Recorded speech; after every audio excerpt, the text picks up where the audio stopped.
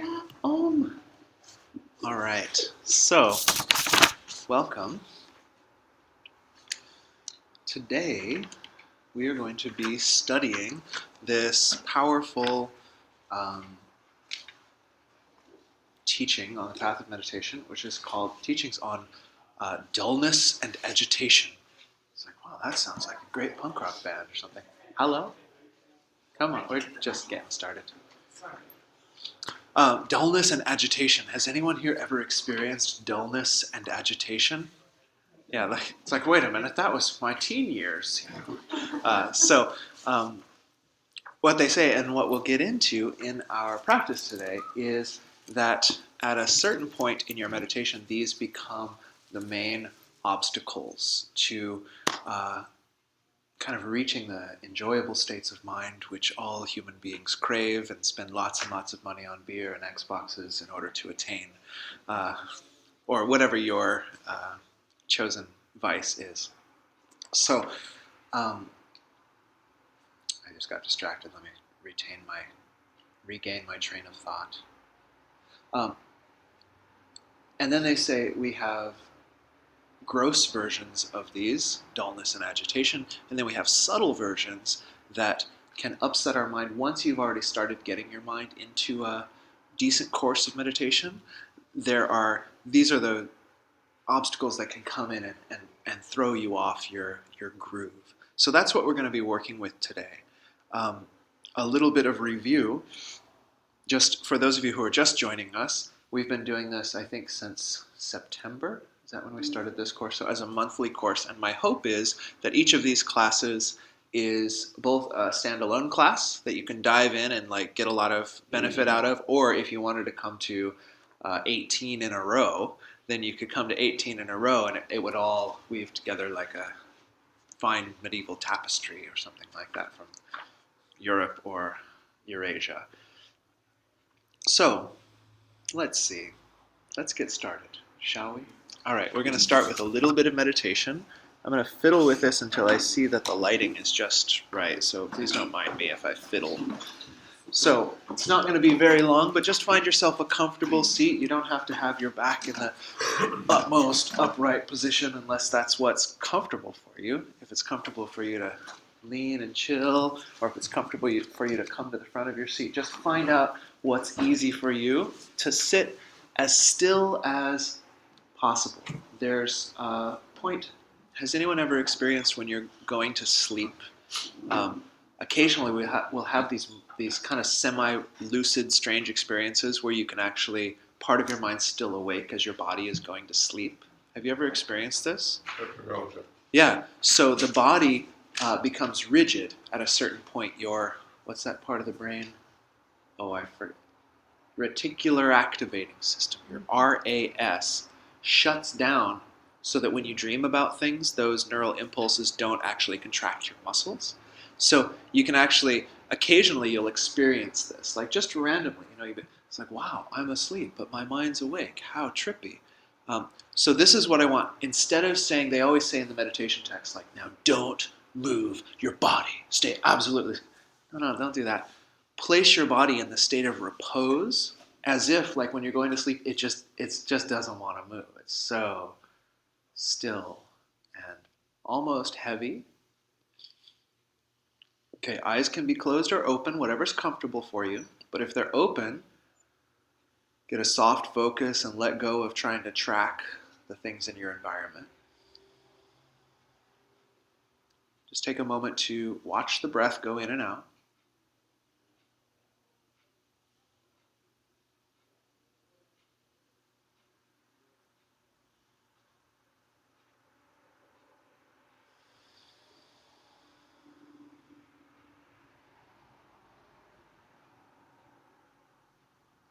You can listen to the sounds in the environment.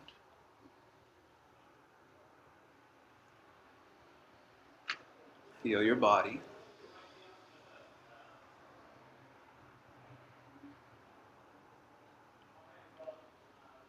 And what all this listening and feeling will do will start to settle you just right here in the present moment.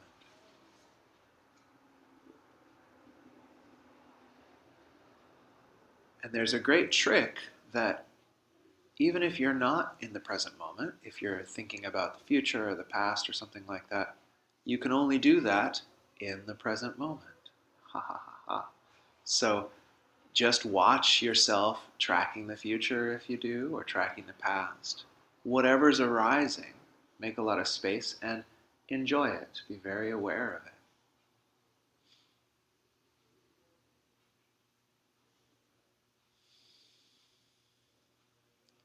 Okay, and now specifically, you can keep that awareness of sounds in the environment or the breath or the body.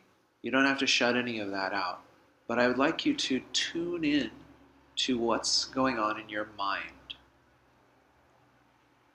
So notice any thoughts or any feelings. We're just going to take a few moments in silence and see if you can just watch the stream of consciousness. Watch the thoughts, feelings, or pictures as they just dance across the screen of your mind.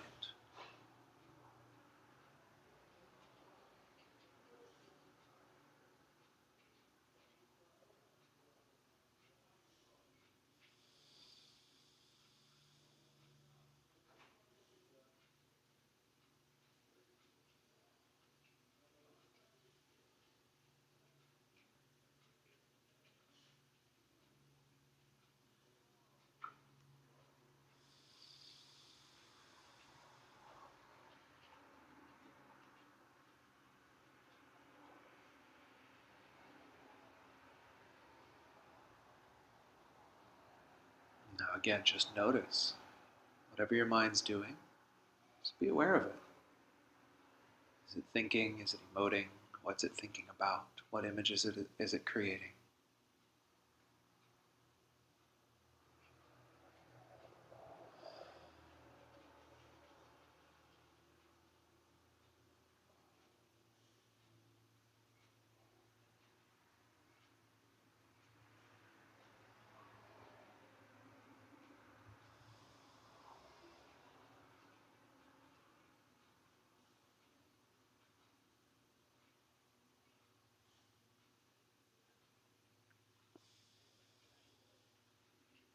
Okay, and then letting that go.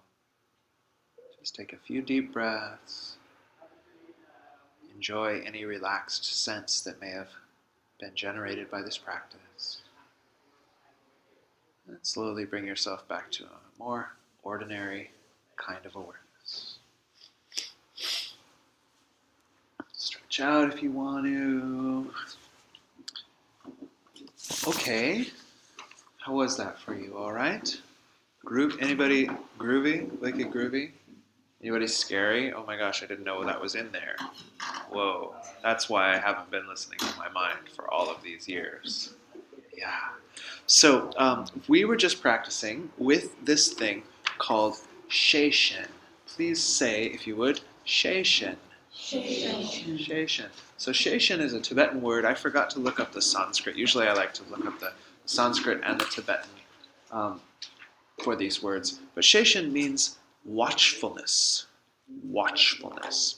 And you can see it. It's written for you down on the homework. At the very bottom it says Sheishin hyphen watchfulness. Okay. So if you, again, this course is meant to, if you were to take a number of them, give you a whole cumulative sequential training in meditation, so you could sort of start at one place and evaluate yourself later and be like, wow, my meditation's really 3% more blissful than it was 2 years ago, or something like that, right? So the homeworks are just optional. You won't be expelled from the UUFLG if you don't do your homework. You will still get to go to recess and all of that.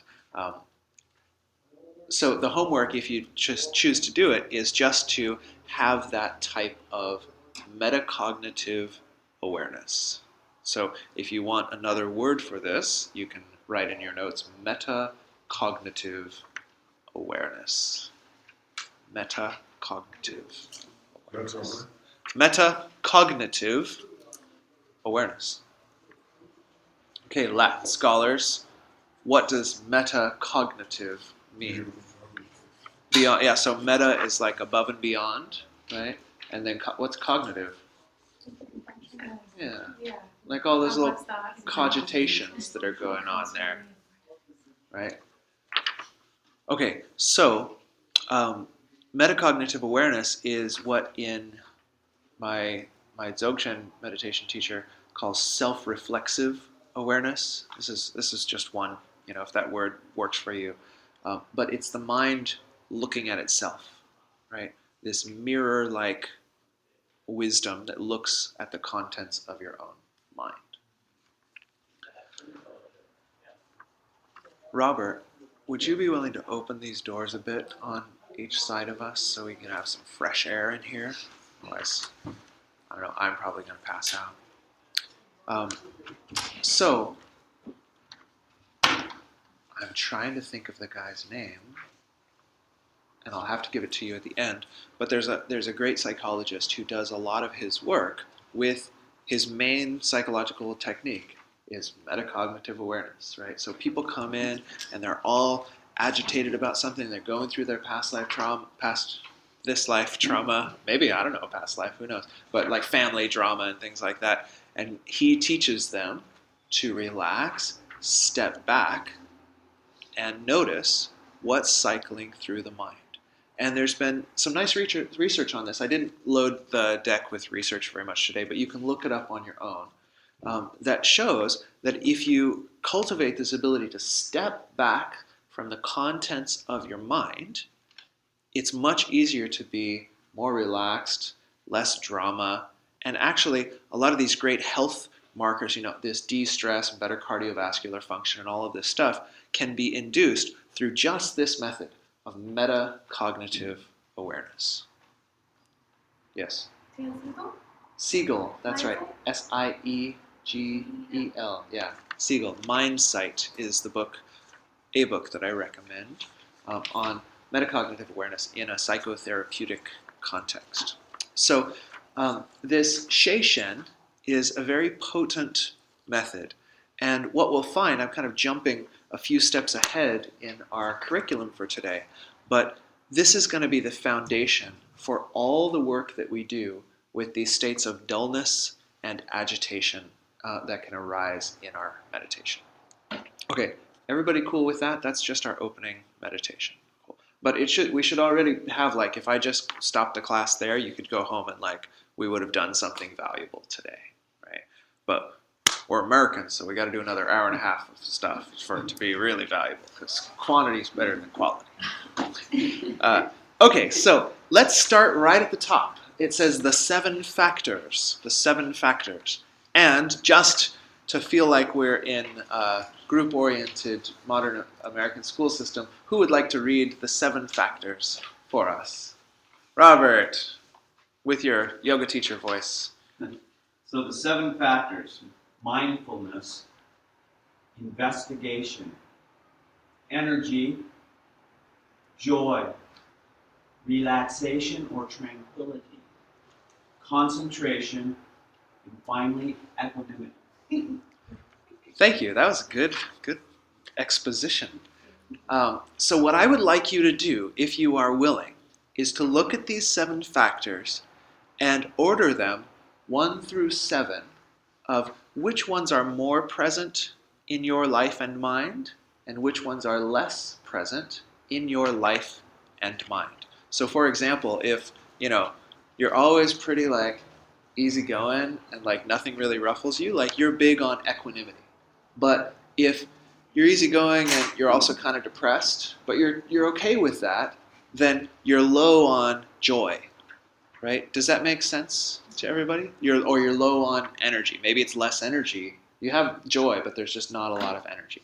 So check it out. See what you've got. And then 1 is the best one for you. 7 is the worst one, or the lackingest one.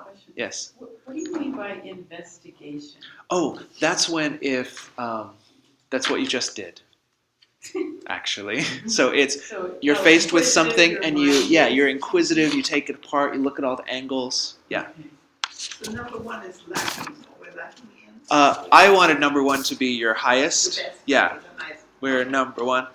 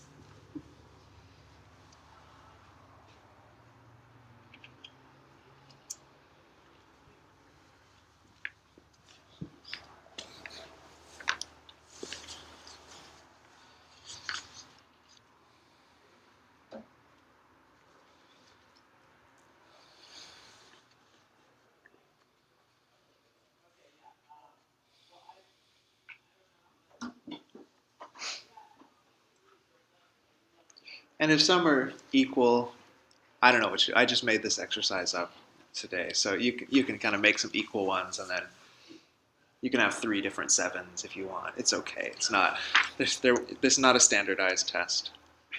So is this like in general or In general, in your life, in yourself.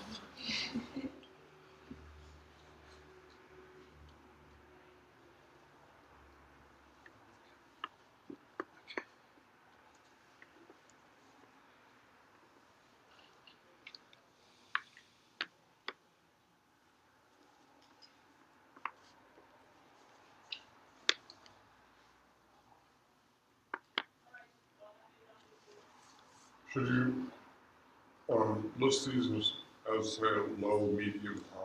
You could, yeah. Yeah, whatever way kind of works for you. I just realized my 1 through as I was doing this, I'm like, wait a minute.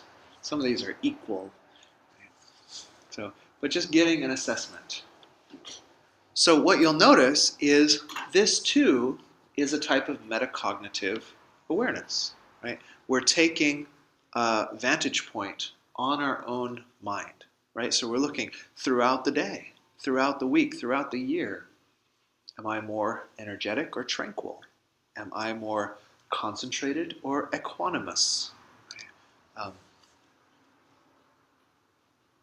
Who needs another 30 seconds?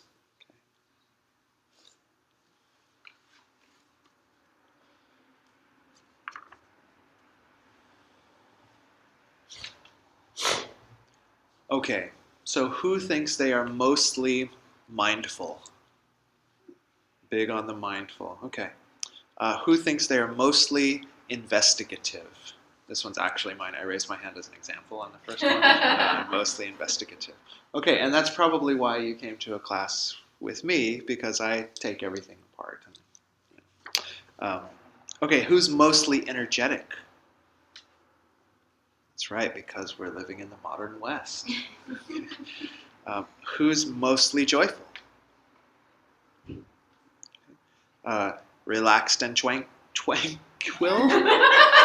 Relaxed and tranquil. Okay. There's some of that in there. That's nice. Concentrated. Okay. Excellent. Excellent. Equanimous. Yeah. Cool. So you can see there are various different kind of personality typologies that you could look at and things like that. This is, though, a nice assessment for us to take a different view on our meditation practice. And I like this because in my years of studying meditation practice, starting in around like 1993, I think is when I can really look and say I first read a book on meditation practice. Often I've seen things that say kind of like, meditate good. And then if you don't meditate good, meditate more gooder.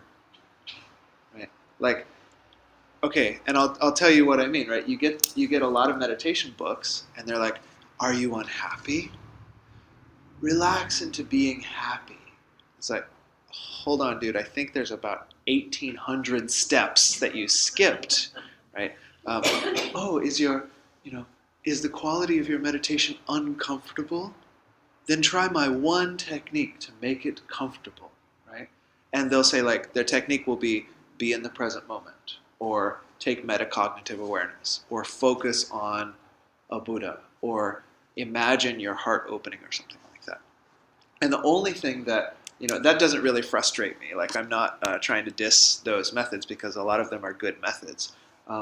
But I think for many of us, we want some detailed forms of analysis so that we can, if we're interested in understanding our mind deeply, some of the vagueness is taken out, right? So meditation can be this very vague thing of, well, it's mystical, and it came from India, and that's all you really need to know. Let's do it. Here's a secret mantra. Well, what does it mean? No. Don't worry about that. Just chant it and pay your monthly dues or something.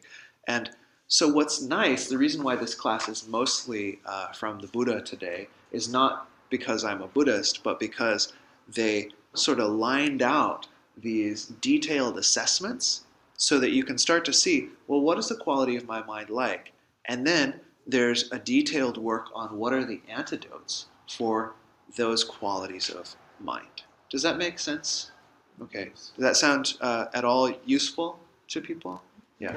So, I mean, it's also useful on the other side. This is sort of my bias today. On the other side, it can be useful to not have to do all of that and to just be like, hey, present moment's wonderful, isn't it? Breathe in and out. Like, that's pretty darn useful too. But today I'm arguing for this side of the street. So with the 7 factors, the idea is that you ultimately would have all of these, right? So this is the view, according to the idea of meditation, that if we're practicing well, there's a feeling of energy, there's a feeling of joy or blissfulness, the mind is perky and investigative, the mind is, let's see, what else? Concentrated, equanimous, what did I miss? Mindful, and relaxed.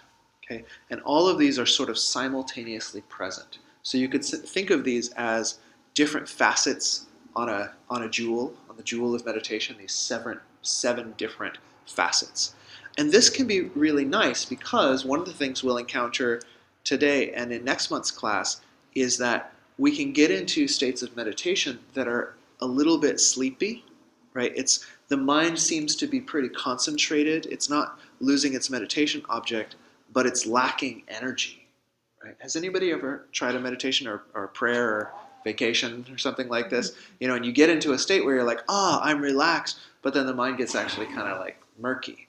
So they say you should be able to cultivate simultaneously this sense of perky and relaxed. Perky, not murky. Okay. Another example might be the mind is has anyone here ever had a mind that is very investigative, very energetic, but lacks the ability to be investigative? Very energetic. So it's jumping around all over the place, but it can't really analyze anything, right? So this is the cool thing in this, particularly in this Buddhist system, but it's in the Vedic systems and in the Christian systems of meditation as well, that it's not that you go into a state of a meditation and you turn off your analytical faculties.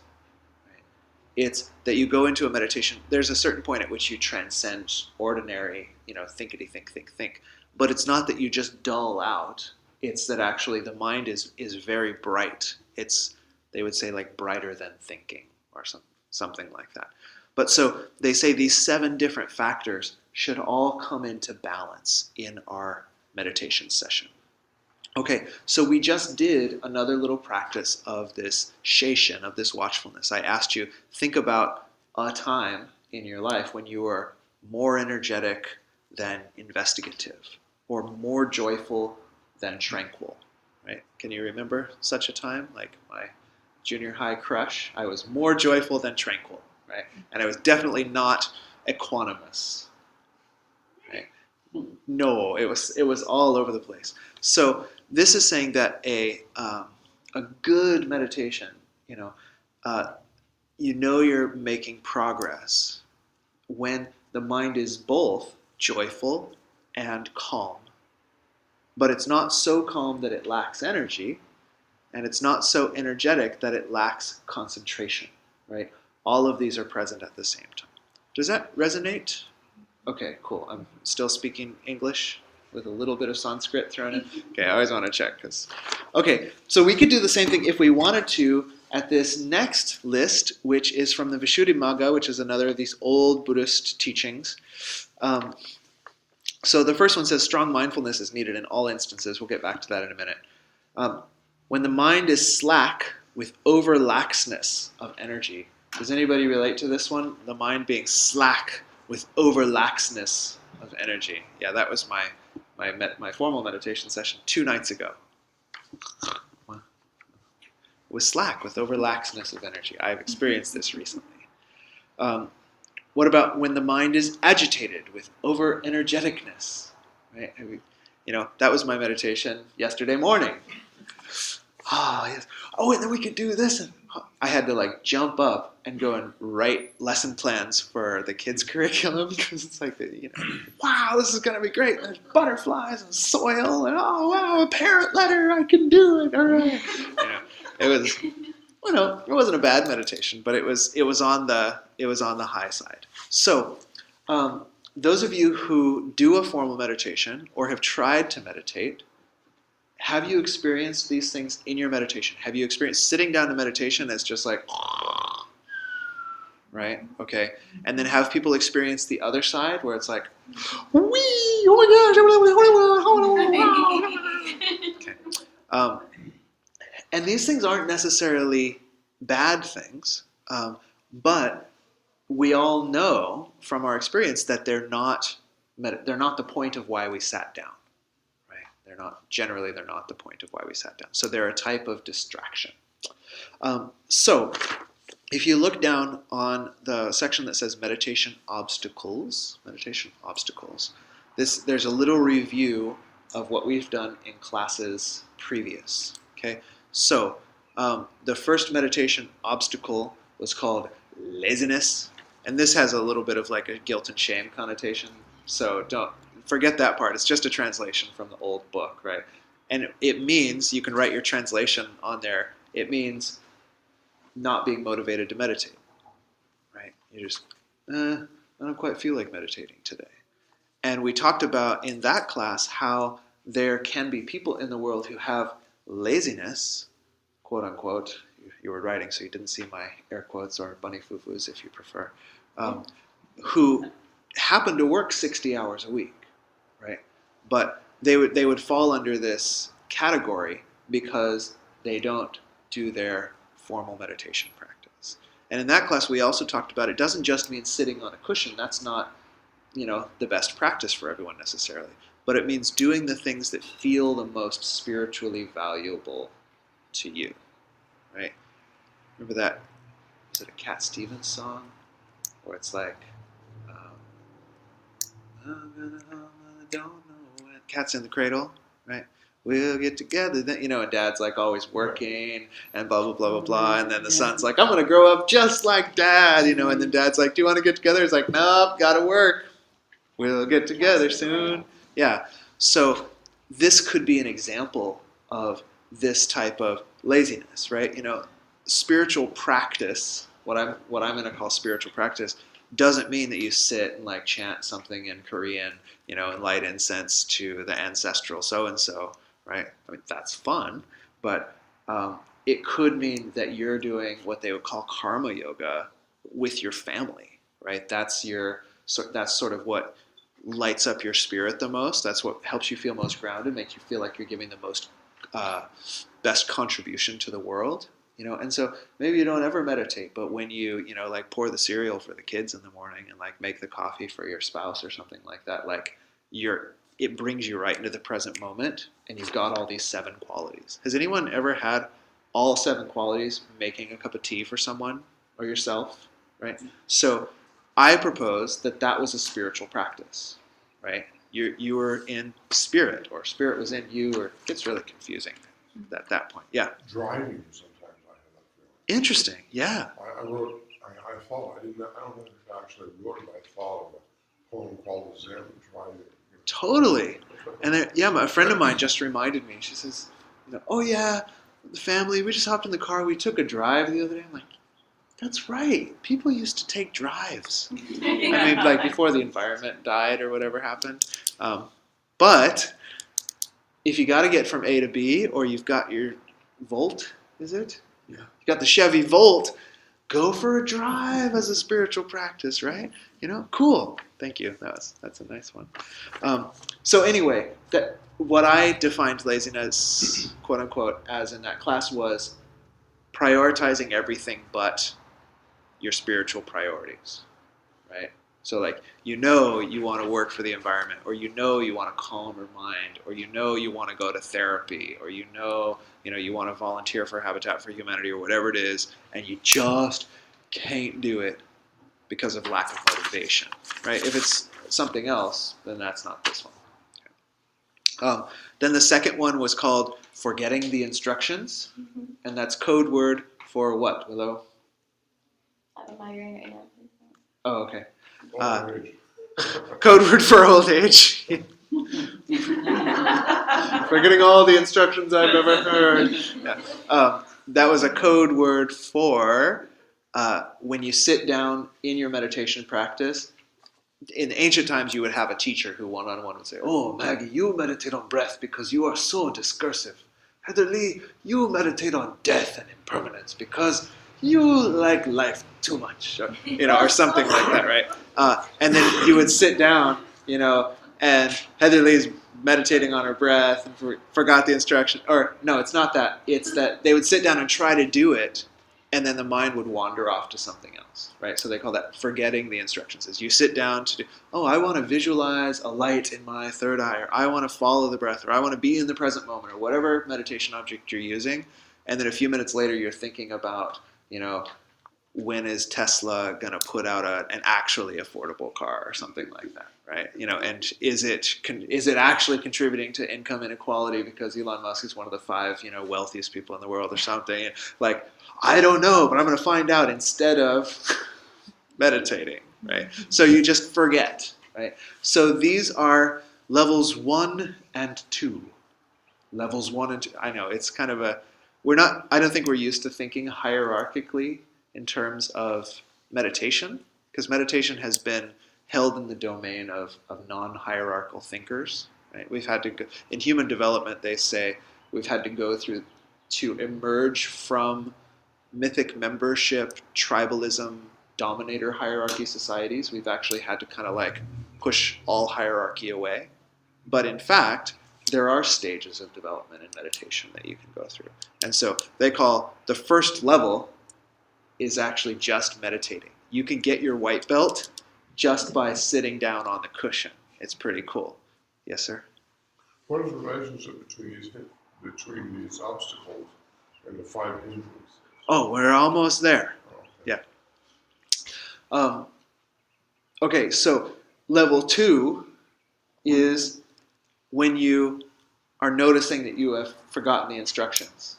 Okay? That's all you have to do to get your yellow belt is stay on the cushion and then meditate enough to forget the instructions.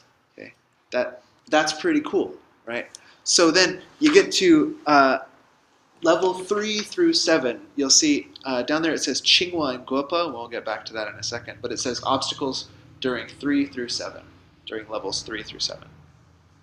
Okay, so in level 3, in the old text, they often say this is patch-like meditation, meaning it's like you've got a little meditation and then this big patch of being off the meditation object, and then a little, yeah, right? So you're at level 3. Hey, nice one. Oh wait, I was meditating. Blah. Hold on, here we go again. Blah. Naughty, naughty, naughty, you're not meditating. Wait, I'm supposed to be meditating, not shaming myself. Blah. You're a level 3 meditator. You've got a yellow belt with a stripe. It's amazing, right? You're on your way to black belt meditation. So once you get to level 3, and then particularly in level 4, is where these obstacles that we're going to talk about come up today. So, and then the other ones we'll talk about later. But this is we're still getting into today's class. It's kind of a review of where we've been. So what we're going to work on, and then in last class, what did we do? Who was here last time? Posture, wind. It was meditation and wind. Really? I thought there was one after that too. Was there? Was it just posture? Really? Is that the very last one?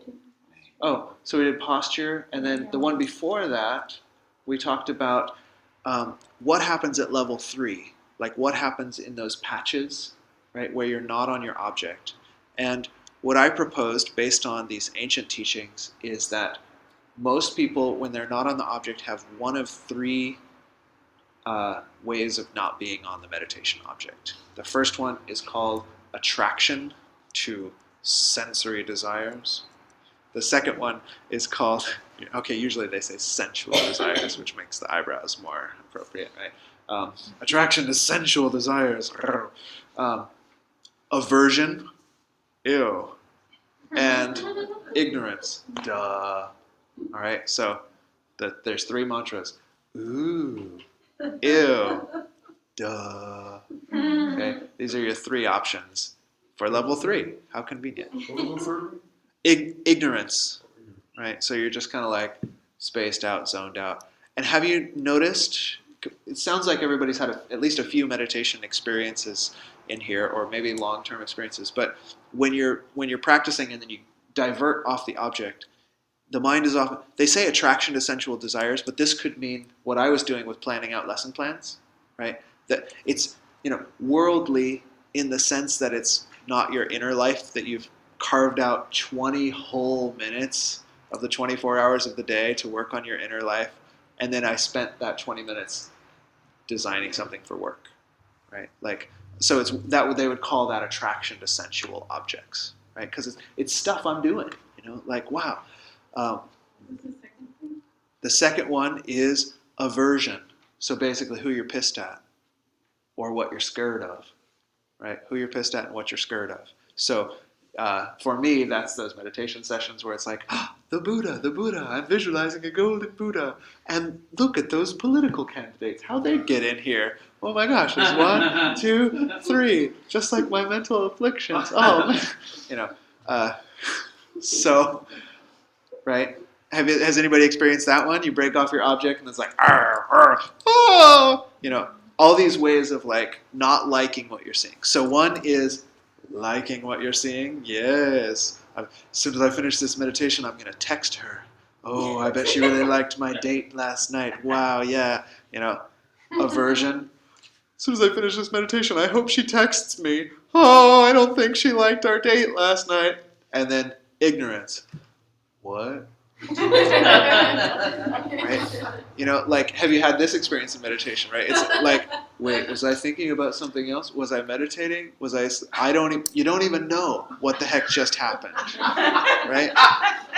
So, Old age yeah. again. Old age again, that's right.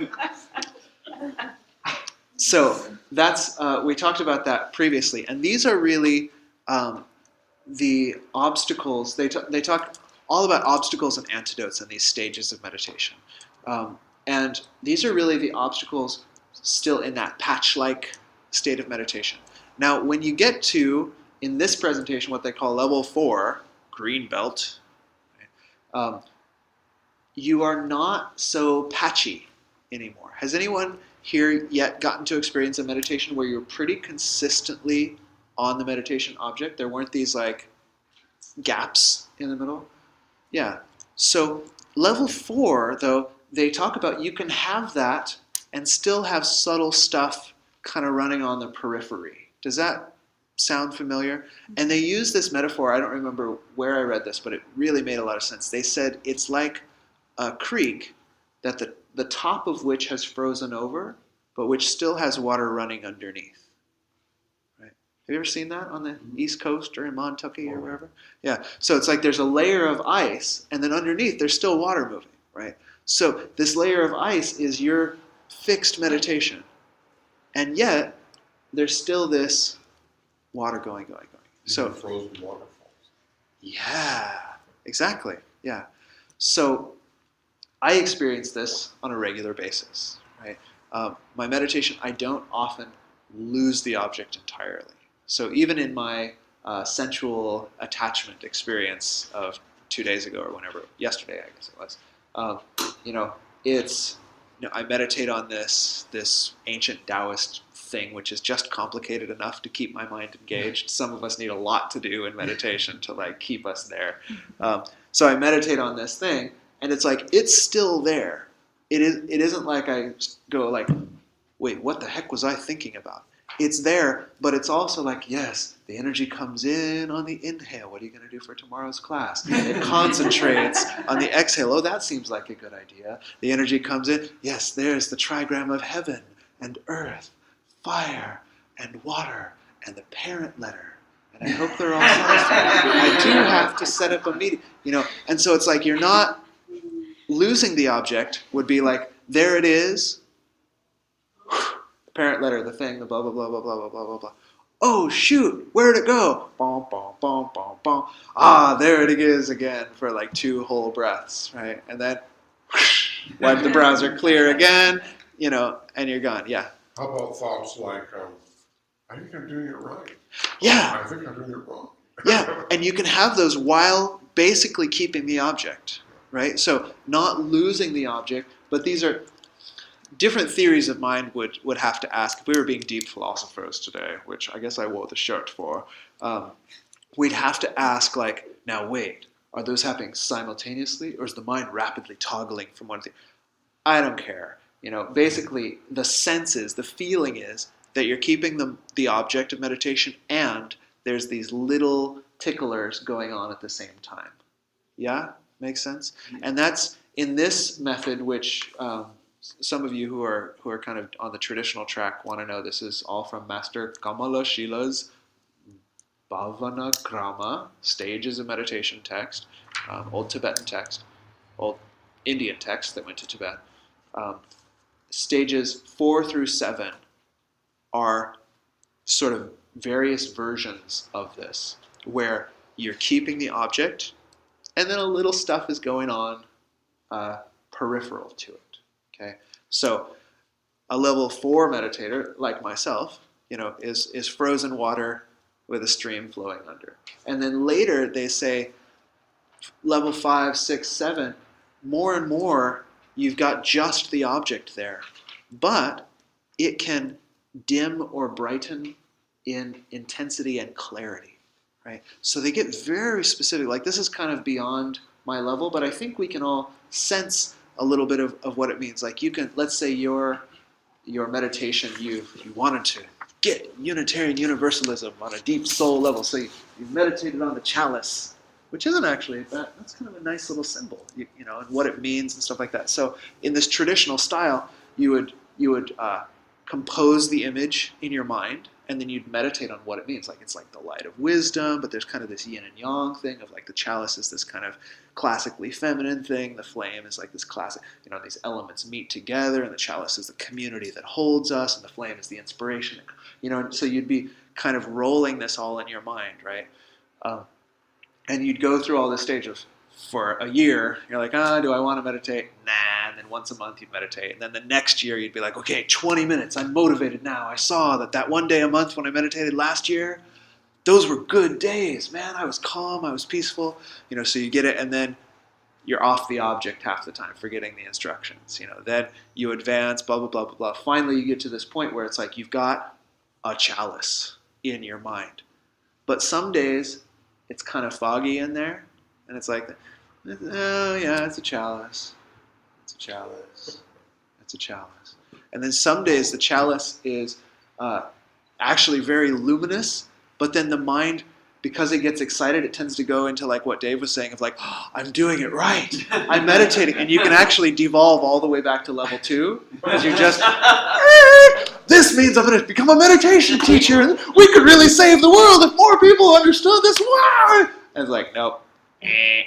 But so, like, this is like level 5, first degree brown belt, right? In Master Kamala Shila, this is like a very pretty advanced meditator. And yet, if your mind gets too uppity, you can just totally lose the object because of the clarity of your meditation. So it's cool, right?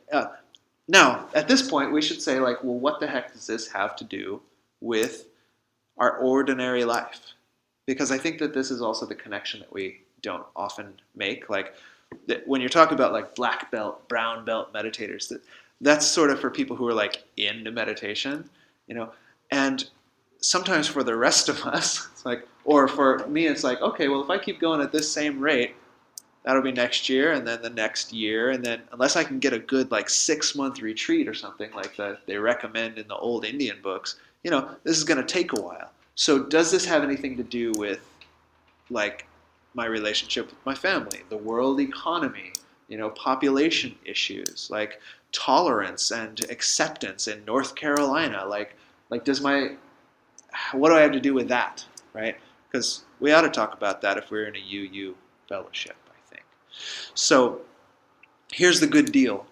The same antidotes that we are going to go over for these obstacles of dullness and agitation in a formal meditation session work in these dullness and agitation in your daily life, right? So we talked about this in like 2 classes ago. Like, what might aversion look like? If that was your, remember we said you could go off the object, sensual desire.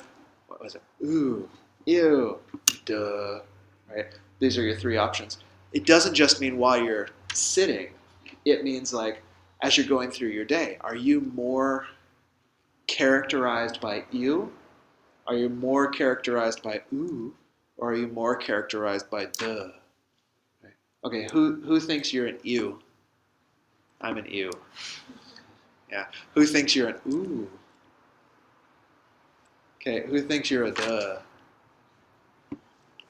A couple people raised their hand twice. A couple people didn't raise them at all. The enlightened Buddhas in our midst. Excellent. Yeah. For me, the U is more like. Yeah. Oh, so it could be ew or grr. Yeah. Yeah. And sometimes a little bit of both. Oh, and sometimes wah. Yeah, man. Huh? When? Okay. So in that class previously, we said if in your meditation you're always going wah or grr, if in your meditation you're always going duh, then these are the things you're supposed to meditate on. They actually say you should shift your meditation object to something else to sort of remedy those things. And what they propose that if you're an ew or a duh or an ew, a grr, or a wah, aversion, then you should meditate on loving kindness. You should drop focusing on your breath. You should drop trying to see yourself as, some 4-armed thing with a mala and a lotus or something like that, or whatever people meditate on, right? And you should just meditate on loving people. Okay? And what happens, as I think in that class I gave a bunch of scientific articles on like what cultivating compassion does to your mind. When you do this, it's amazing. You want to engage in life and you're more tolerant to stress and you're more resilient and stuff like that. All that stuff that makes you is moderated by meditating on compassion. Pretty cool. Right? On the other hand, they say if you're an ooh, ah, then you're supposed to meditate on unsavoriness. Right? Like, so if all you can think about is like, oh, am I going to get a boyfriend? Am I going to get a girlfriend? And then, oh, well, I hope they have a good job. God, where are all the boyfriends who have good jobs? I don't know. I just can't find any other. What's what's wrong with me? It's probably just, right? And you're just like stuck in these ruts of attachment or something like that. And it's uncomfortable. Then you're supposed to meditate on like people getting sick from malnutrition in Nepal and Nigeria. Right? You're supposed to think about Boko Haram or something like that. And all of a sudden, your boyfriend issue, not an issue, bro. Okay.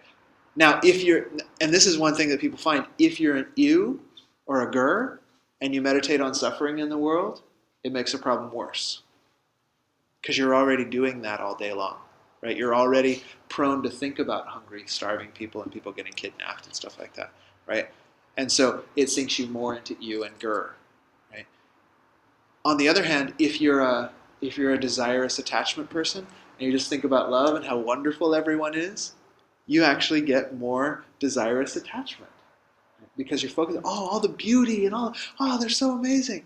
So it's this concept of using antidotes for what mental condition is present.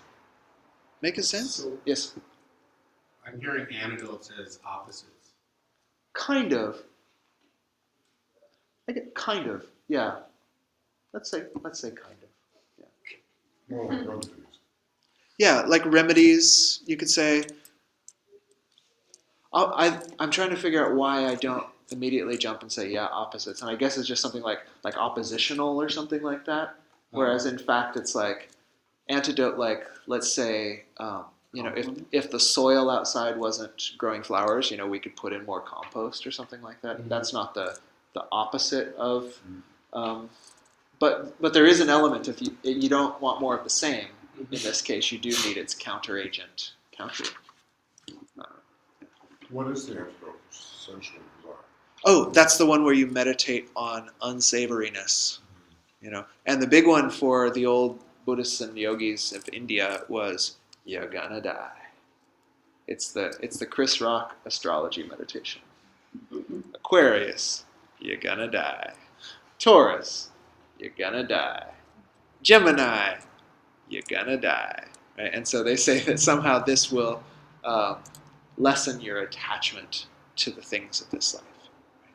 And this is nice because it's all in balance, supposed to be, right? So if you're, we kind of made a joke like, okay, who's sensual desire, who's anger? Those things aren't a problem in themselves. It's only if they're a problem, if they're distracting your meditation, if they're distracting your life, that's when you need an antidote. But if it's not an illness, you don't take the medicine, right? So if you're already pretty balanced, like, well, yeah, I want good things, but I also want to contribute to the health and harmony of the world, and I'll do that by understanding the interconnection matrix that we all live, then you're not like suffering deeply from attachment, aversion, and ignorance, right? Just go on and meditate. But if one of those things like, oh, I want to help the world, but I also just need 3 slices of pizza before I meditate every time, then like you might have a sensual desire problem, right? What is it? A carb coma. Yeah. Oh, and I get so relaxed. When I meditate after pizza, I'm just so relaxed. Yeah, you need to chase that with espresso and you're okay. Okay. Yes. Go. Aversion and fear, you kind of put those two together. Fear is under the umbrella of what they call aversion in that classical. And so, so then you spoke a lot about death. I laughed a lot when you said to Heather Lee, because you love life too much, you kind of meditate on death. Okay, so what if the aversion and the fear has to do with dealing with issues around death? Mm-hmm. Very almost lots of rumination. Yeah, so you would meditate on compassion. On kindness. Yeah. Okay. Yeah, and so, and one way that just blossoms from my mind right now is like even in sort of modern studies of how people, with varying beliefs, some people believe life doesn't mean nothing, some people believe we live time after time. What always happens is if you can find the meaning in that, it puts everything in a sweeter perspective or something like that. And so what loving kindness can do is bring us into focus on this numinous kind of connection between beings that opens the heart, and when you find that, like, well, death almost doesn't even matter, so you're more prone, because there's this perceptual selectivity thing going on when we have a kind of a habitual perceptual selection toward the horrors of death, the challenge of death, the awful, then that all resonates really strongly. And the stories of like people who have died well, people who have died with the name of their God on their lips, people who have died, and their family like was like so grateful to see them, not grateful to see them go like that, but like, wow, grandma lived, wow, amazing. That becomes then part of our field of perceptual selectivity, and softens the horror or the fear of death. So that's one way that like meditation on compassion, loving kindness could work. Yeah. What was the meditation on death? To sensual desire. Yeah. As well as unsavory. Is that part of unsavory? Yeah. Death or suffering are the 2 classical ones for Buddhists. It's like, so I don't like to get into this too much, but they could say you can meditate on all the different kinds of sickness, all the, and how fragile the human body is and how many different ways there are for you to get hurt and all that stuff. And, it's not uplifting and inspiring, but if you're finding it's hard to settle down on your particular priorities, there is a bit of, it's sobering.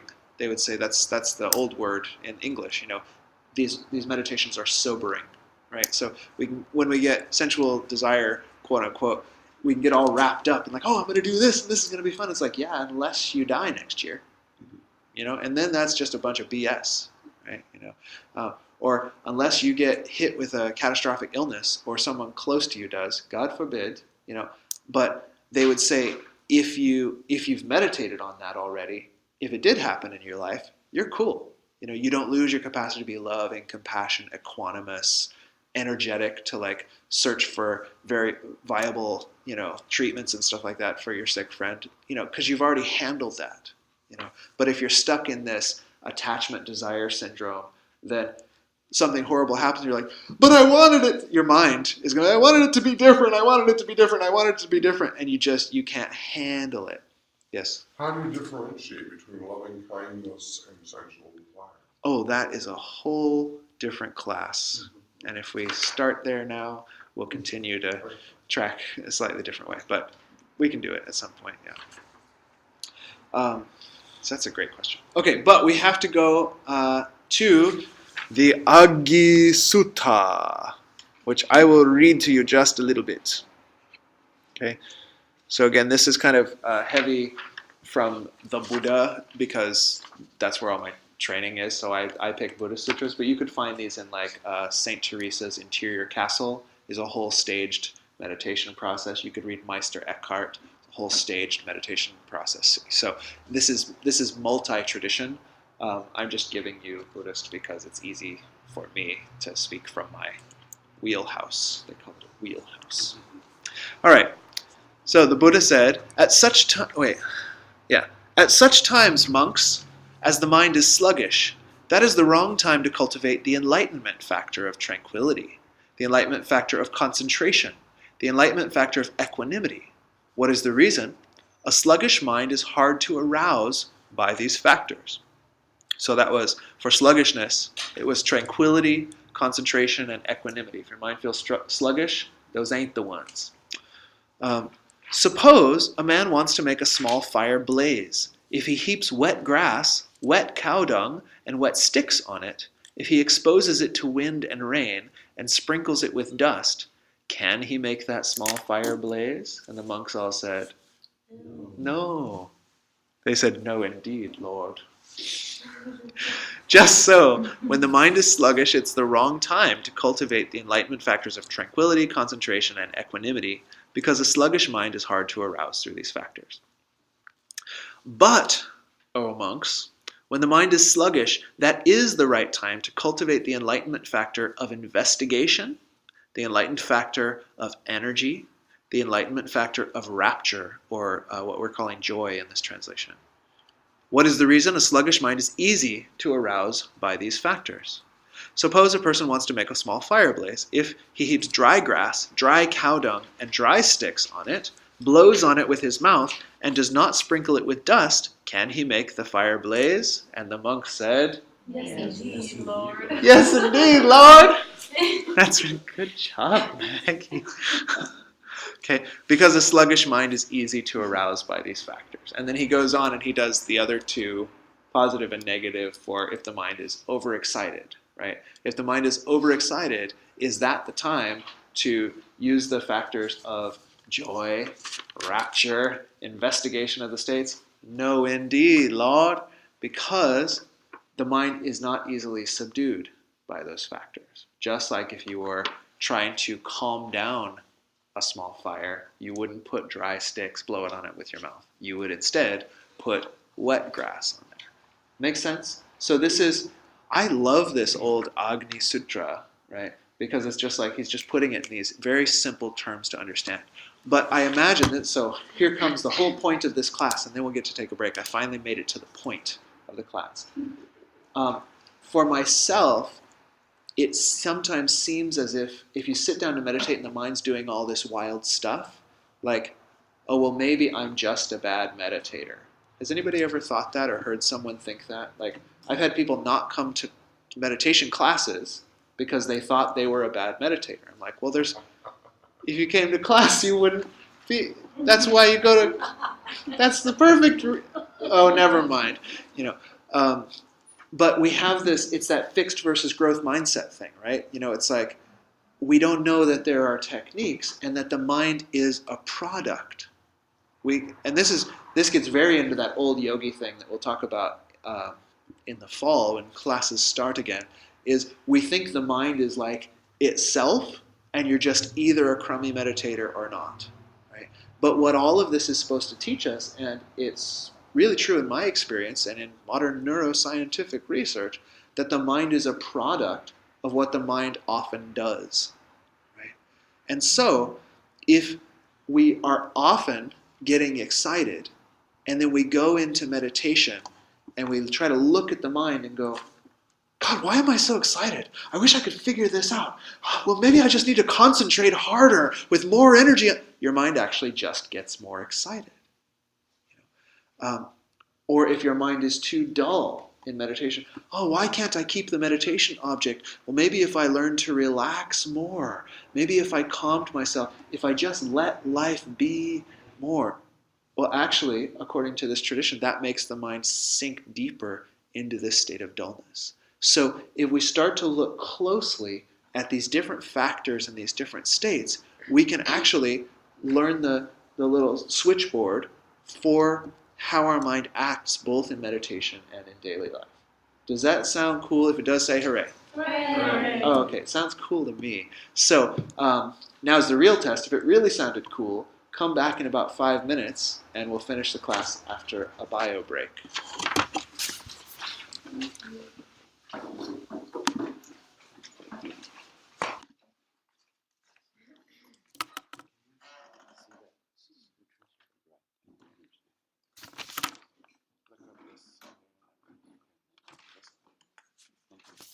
It's long.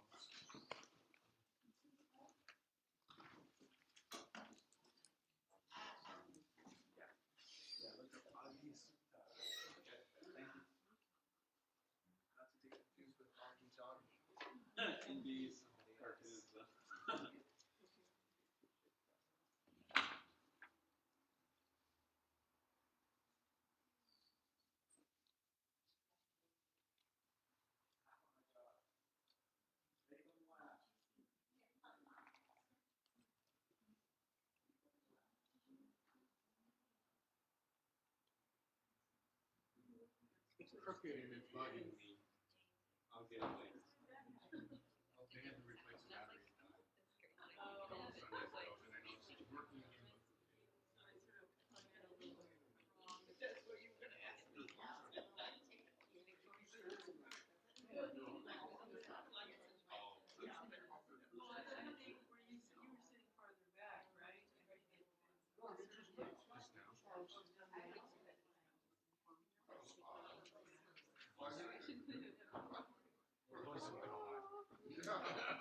I'm channeling. Yeah.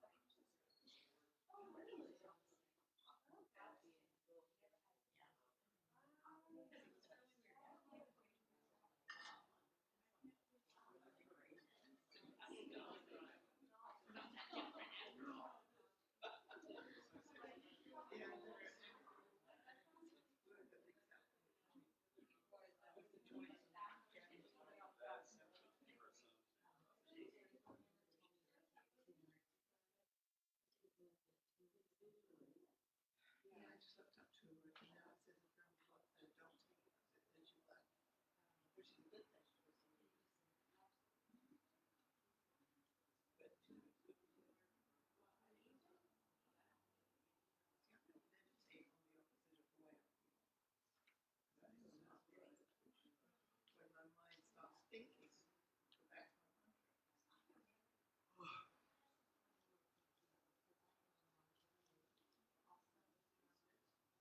That brings you back to your focus.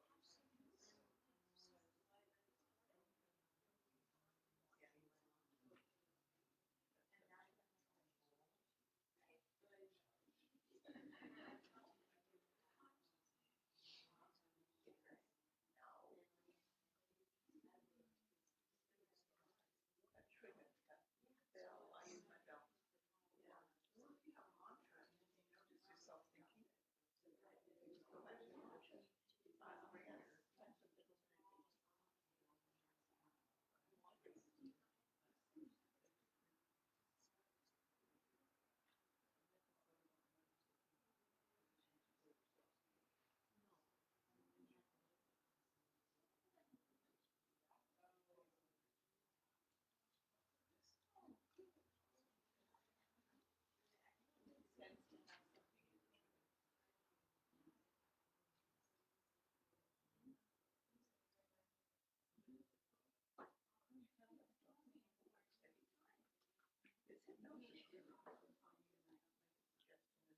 Tap someone on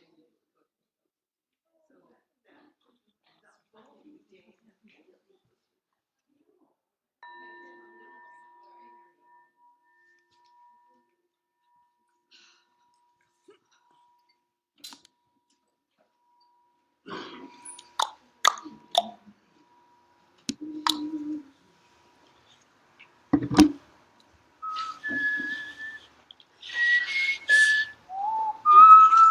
that's what you gain.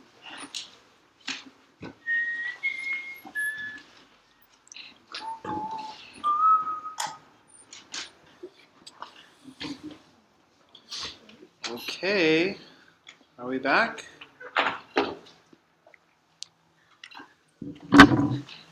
All right. Well, let's do this then.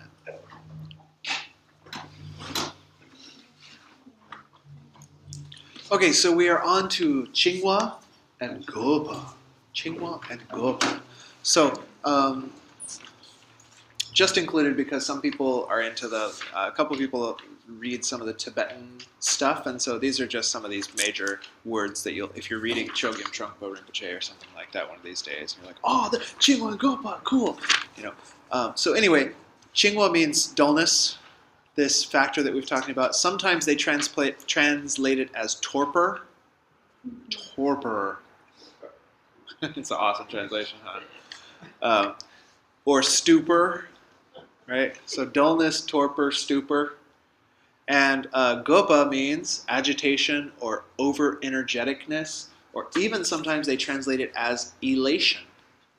Elation. So we're going to have to chat a little bit about the difference between clarity in meditation versus elation in meditation. So this is Qinghua and Gopa. And Gopa is a cool word because it means ape-like. So Gopa actually is that thing when they say the monkey mind. That's how they translate it in Tibet. When they were, I don't remember what the Sanskrit word is for dullness in that. But when they translated it in Tibetan, they said, "Oh yeah, when your mind's like a monkey." That's it. So what's cool is we've actually heard all about the monkey mind in the West, right? Has anyone ever heard this expression? Right? It's not uncommon if you've watched any Oprah show on meditation or something, right? Or PBS special, or so-and-so is going to teach us meditation if you'll just donate to PBS again, or whatever. We've all heard the monkey mind, but they don't often in the West talk about the other side, which is the stupor, right? And in classical teachings, these always come together. So the ancient story, and I didn't look up, you guys probably don't actually care, but if you want the reference material, you have to look it up yourself. But there's this ancient story that like this musician comes and asks the Buddha, like, how should I meditate? Right? And the Buddha says, well, how do you tune your lute? And the guy says, like, well, you have to tune the string just right, not too loose, not too tight. And the Buddha says, this also is how you should meditate. Right? So this is what we want. We don't just want to get relaxed and tired, right, in our meditation. But one thing that you should know is that is some of the benefit comes from just calming down, right? So I think that maybe in the West, why we mostly hear about the monkey mind is because the first thing we have to do is just calm the discursive, conceptualizing, jump about.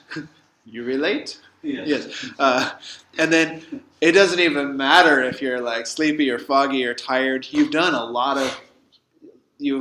a lot of low-hanging fruits just from calming the thing down a little bit. What we'll learn about next month, which is kind of cool, is in the later stages of meditation, there's this subtle dance between calming and raising the mind. So in the earlier states of meditation, you calm it down and then it gets a little dull. And so they say you have coarse dullness. And then to bring it up, you use these antidotes, and then you get coarse agitation.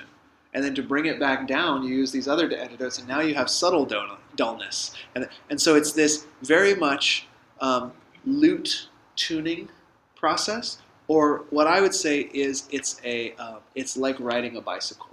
So does anybody remember learning to ride a bicycle? Okay. Yours may have been similar. I don't know. I was like a late bloomer in bicycle riding. I just could not figure it out until my cousin came along. She told me, it's actually, I'm thinking of it right now, this was really cool for my later meditation storytelling ability. So she said, because I would ride the bike and then I'd like fall, right? And I'd ride the bike and then I'd like fall. So she said, don't try not to fall. But when you fall to the left, immediately fall to the right. And slowly, if you fall to each side in rapid succession, you'll be balancing on the bike. And in 15 minutes, I knew how to ride a bike. No training wheels, none of this stuff. I went from tricycles to bicycles by figuring out that falling was the way to go. Right? So that's pretty cool. So when we work with dullness, quote unquote, dullness and agitation or elation, what we're going to be working with from level, because everybody here is probably a level 3, at least, if you remember to sit down that day. So we're working with this. You're going to use a meditative technique and you're going to fall slightly into torpor. You're going to use another meditation technique and you're going to fall slightly into agitation. And you're just going to keep balancing yourself until it's just, it just goes like this, riding a bicycle. Okay? Something, Dave? It sounds like the difference is, it sounds like the bipolar problem, being manic or depressed. Yeah. And the meds which are supposed to level you out. That's right. And so some people who have hypomania, right, they don't go quite into full mania. This is not medical advice, but what some practitioners recommend is if they don't want to go on drugs, is to actually learn to learn when they're going into a manic state and moderate that and not, because having experienced this myself, I will tell you, you think you're immortal or something like, I found that my meditation was so good, we're going to change the world, wow, and so the advice is like, calm the hell down, pardon my language, but calm the heck down, and then you won't be so exhausted, depleted, depressed in a couple of weeks or a couple of days or whatever the cycle is for you. And I can tell you with myself and with some of the people I have helped with Chinese medicine, that's often the case. It's like you have to sacrifice a Messiah complex, half of the month, but then you don't have to live in the hell realm the other half of the month. And you're just cruising, and it goes up a little and down a little bit. You don't try to arrest everything, right? You just learn how to cruise with it. Oh, groovy. You don't push the ups. You don't push the downs. You just let them ride their course. So, yeah. Okay. So that makes sense, and you can feel this in sometimes your meditations are a little more torpid. Sometimes your meditations are a little more lucid, right? Yeah? Okay, so now we're going to work with what are the antidotes to these torpidity and hyperlucidity. So let's look under the 7 factors again. It says first, strong mindfulness is needed in all instances. Strong mindfulness is needed in all instances. So today we're talking kind of from a Indian and Tibetan Buddhist perspective of these stages of meditation. And I like to bring it because it's what works best for me, but I think it's also a underrepresented voice in the world of meditation. Like a lot of what you can learn is like mindfulness-based stress reduction, right? Or like insight meditation. And these are great. I want to present this because not a lot of people are giving free classes on it, right? So here is one. But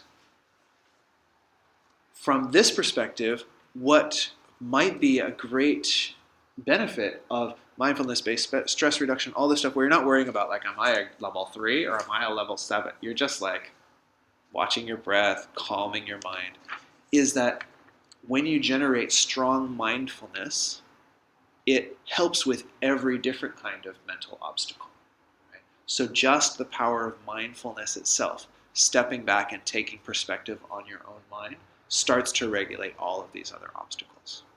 Makes sense to folks? So if you look at any of these obstacles, laziness, well, if you remember that you were going to do a meditation practice, then at least you get to decide whether to make that a priority, right? Mindfulness. Forgetting the object. If you remember that you wanted to be on the meditation object, then you have a choice of if you can do that. So if you don't have the mindfulness property, nothing else works. So mindfulness is the foundation of every other antidote remedy.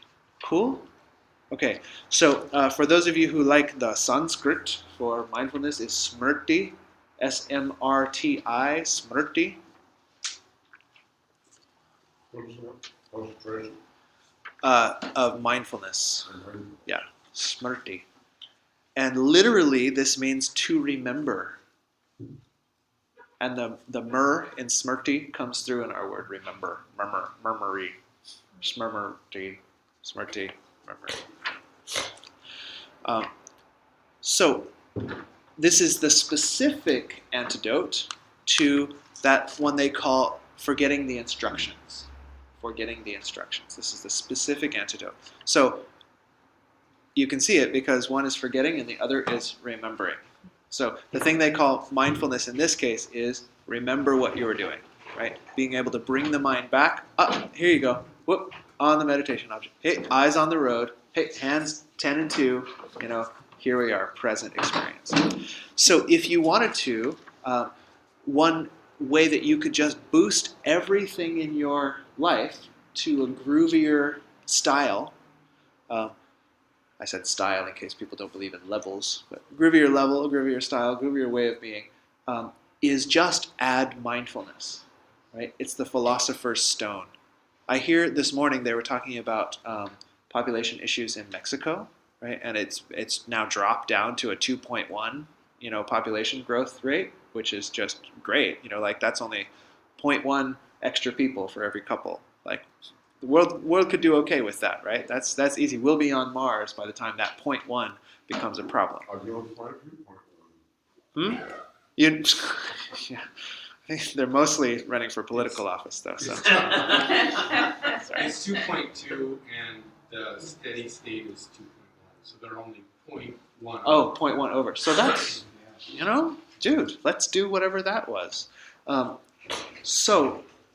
then what I was remembering from mingling around and hearing, like, what did you talk about this morning, was that it's education that did the trick, right?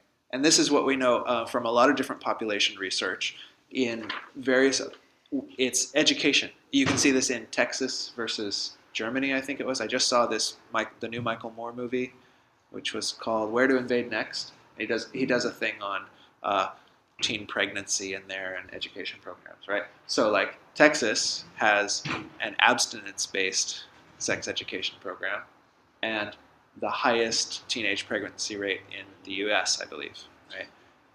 Might be the developed world, but it's at least the U.S. Whereas they're showing this class in Germany, and they have an explicit sex education, like how to date and how to fall in love and how to have sex. maybe it was France. I think it was France, actually. It seems very French. And like their teen pregnancy and population rate increase is like nothing, right? If you want the real figures, watch the movie. It was pretty enjoyable and not as hard to watch as some of the previous ones of his. Anyway, so education acts like the Philosopher's Stone, right? Like Harry Potter and the Philosopher's Stone. The Philosopher's Stone was this mythic alchemical thing that you touch it to any other metal and it turns it to gold, right? Or in the Taoist tradition, they have this. It's like the ultimate elixir. You touch it to any other medicine and it turns it into the perfect medicine for you, right? So education kind of works the same. In this case, our Philosopher's Stone is mindfulness, right? Add mindfulness to any of it, and it's all going to get better. Or metacognition, you could say the same thing, metacognition, mindfulness. So a practice, if you want to try this is not a seated practice. So this is something you could do without scheduling any other time in your day. Yes, I love offering this to people. I don't know, what time is it? Is you just imagine, one way they do it is like you imagine somebody slightly behind and above your own head, watching everything you do, say, and think as you go through the day. And if that's too trippy for you, then, just kind of have. But for me, I read this in a book when I was like 18 or something like that. It really worked. And it did slightly put me in an altered state. But it was just the power of taking perspective on my own life. It was like, I was walking around, I was like, oh my God, I never need to smoke weed again. This is so trippy. And one thing for me, what I realized is that when I smoked weed, all it did was put me in a state of metacognitive awareness. That's actually why personally I got, just personal sharing tangent, why personally I got so paranoid, because I got into a hyper self-awareness, analyzing every thought and every action and every blah, blah, blah, blah, blah. So I realized, like, wait a minute, I could just be aware of what I'm doing all day, and it would be totally trippy, man. Whoa. Yes. So is it true then that you could say investigation is interchangeable with the word analysis, or like as an analytical meditation? Oh, we're still on mindfulness. No, I'm sorry. No, I just was thinking like the difference between investigation and mindfulness is that investigation has the more analytical quality. Yes, and we'll get there a little more in a second. Yeah. Heather, you had something a minute ago? Oh, I just wanted to share with you that one of the things you taught in the class about forgetting instructions, and one of the things you talked about was instead of when we sit down and we forget and we realize that we have lost track of what we're meditating on, instead of being like, oh, I gotta bring my mind back, to instead be like, oh, how nice it is to come back to remembering. And that has been so helpful for me in the months since then. And I've been able to share that with several other people. It's been very, very helpful. And I like, and this kind of ties into the mindfulness and really affirms that mindfulness is the foundation for these antidotes, because if you don't have mindfulness, if you're not aware of what's happening, then how could you apply any of the other antidotes? Right. And so that mindfulness of like being like, oh, I fell off my meditation object, like gives room for then being like, oh, how nice it will be to return to the meditation. Yeah. So Cool. thank you for teaching these things. They're really helping me. My pleasure. I love hearing these kind of stories. One thing that inspires for me, if you look on those 7 factors, please notice that self-chastisement is not a factor of enlightenment, okay, according to the Buddhists. Somebody might say so. But so there's no teaching that says if you're in meditation and you forget your object, that you should shame yourself and then come back to the object. Right? Shaming yourself is another version of being off the object. Okay? So this thing about remembering mindfulness, it's a style of just sweetly, just remember. Oh, I remember. And then you just go on about your business. You don't spend time wallowing in self-doubt, or that's another way of being off the object. Just come back. And this, actually, mindfulness, it's so cool. And we call it mindfulness, but as I'm saying, remember, there's a Sufi practice they call zikr, which literally translates as remembrance. Right? And the external practice often looks like chanting the name of God. Right? They hang out together, they hold hands. La ilaha illallah. La ilaha illallah, right? And they're chanting, nothing exists but divinity, nothing exists but divinity, nothing exists but divinity. So another way you could take this is that type of remembrance practice, that you stay in that state of awareness all day long. Anyway, so strong mindfulness is needed in all instances. So as you go throughout your day, put a little you up here or over here or somewhere in a chakra or something like that, and observe your body, speech, and mind. And everything changes. Now, if you want the benefit of that, because sometimes it can be hard to do that, this is why mindfulness as a formal practice. So some people just sit and watch their consciousness. That's a meditation object. When you do that in meditation, I can tell you from personal experience as well as research, it becomes more likely that that's going to happen when you're about to start a fight with someone, or when someone just started a fight with you and you feel really crappy about yourself, something like that. Like the stuff that when you can just go like, wait a minute, oh my gosh, I'm not relating to that person at all. I'm relating to this mommy issue and this fear and this thing. For myself, if I meditate on watching the contents of my mind, it gives me 3 whole split seconds to not start a fight with my girlfriend or not flip a guy off in traffic or something like that. And it's really very cool. So strong mindfulness, like during the day, in a formal meditation practice, like just the best. All right, so then the next one says, when his or her mind is slack with overlaxness of energy, then you should develop the 3 enlightenment factors, beginning with investigation of states. Investigation of states. So what this means, Maggie said analytical meditation, which is a type of meditation in the classical sort of Tibetan Buddhist format. They say there's analytical meditation, review meditation, and single-pointed concentration. We don't need to quite know that.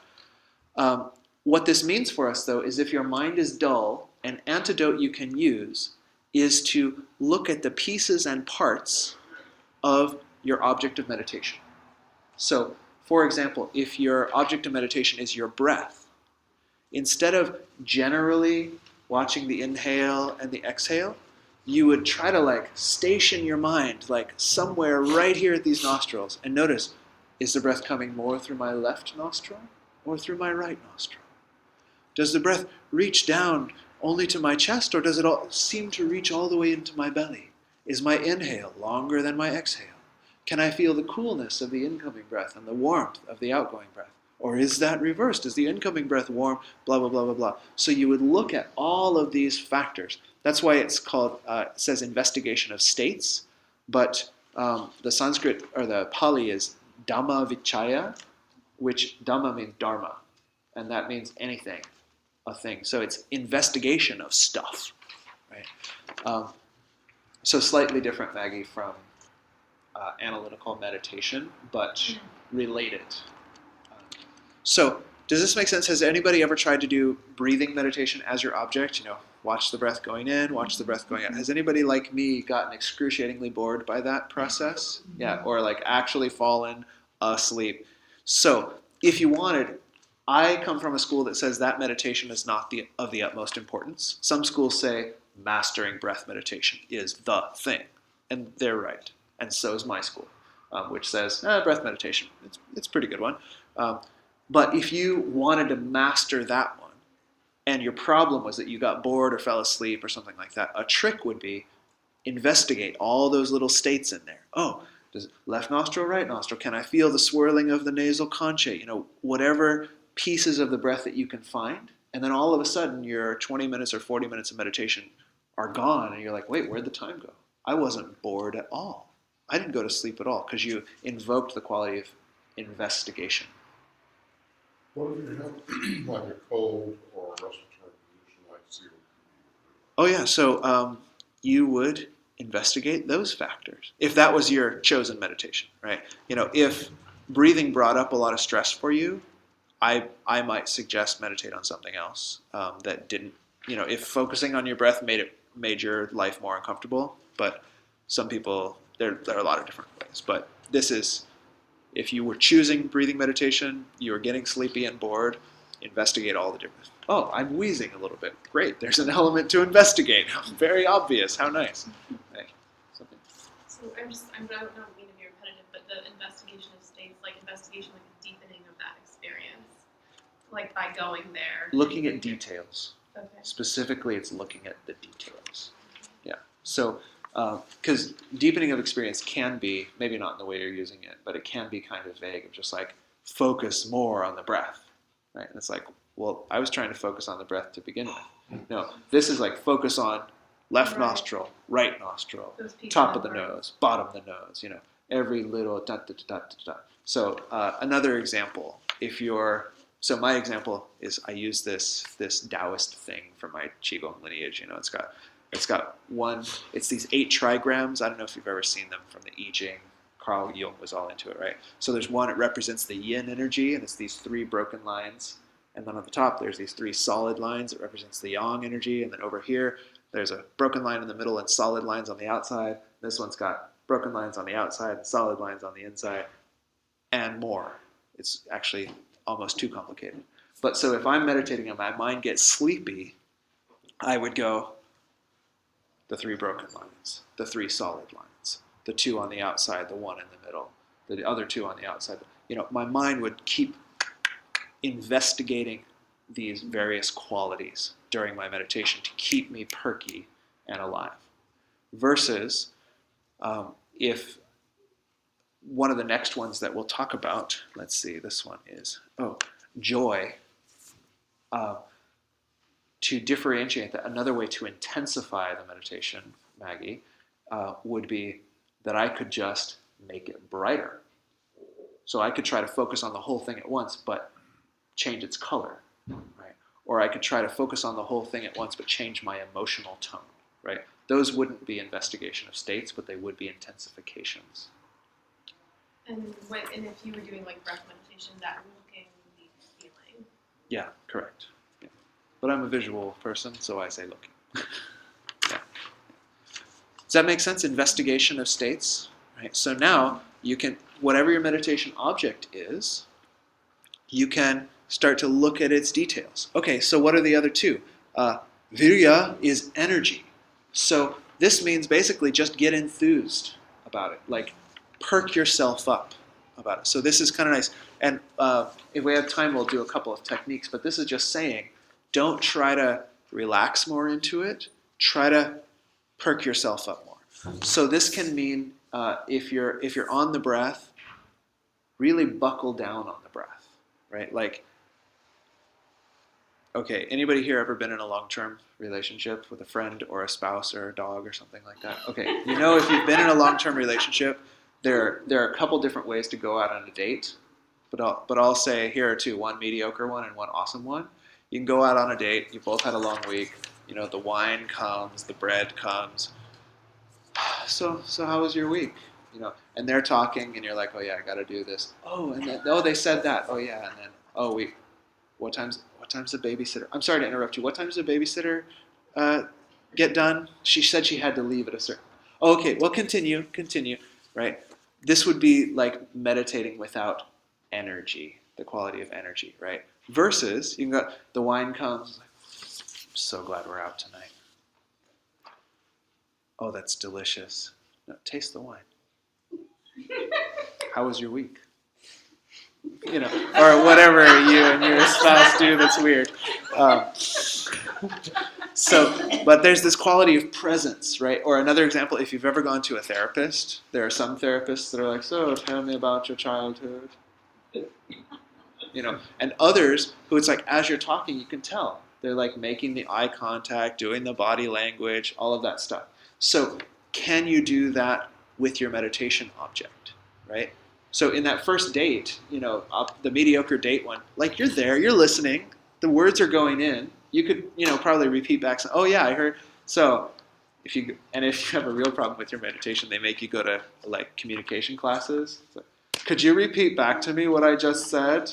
Oh yeah, I heard you had kind of a crummy day, and basically you had a crummy day. And it's like, so it went in, you could kind of repeat it back, but there wasn't any engagement on your part. The second version, like not only do you know what they said, but you know what their facial expressions were. You know what the feeling to them, and there was a sharing, right? So similarly, if you're meditating on your breath, it's like you can be kind of watching the breath, or you can be watching the breath. Yeah.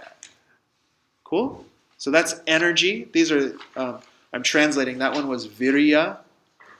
On that second, when his mind is slack with overlaxness of energy, etc. There's first is Dhammavichaya, that was investigation. Second one is virya, that means energy, and that's that intensification. And then pitti, there in the parentheses, is the one that says joy. So this is the quality of joy. And again, there can be an intensification, but you could do the same thing like with your date, right? Okay, here's another good one. Has anybody ever been in a relationship where you've gone out on that date and you had the opportunity to make a decision of whether to be joyful or not? I discovered this when I went to massage school, actually. Like, I would come and I'd be kind of like tired and blah, blah, blah, blah, blah. And one day I was like, you know what, today I'm going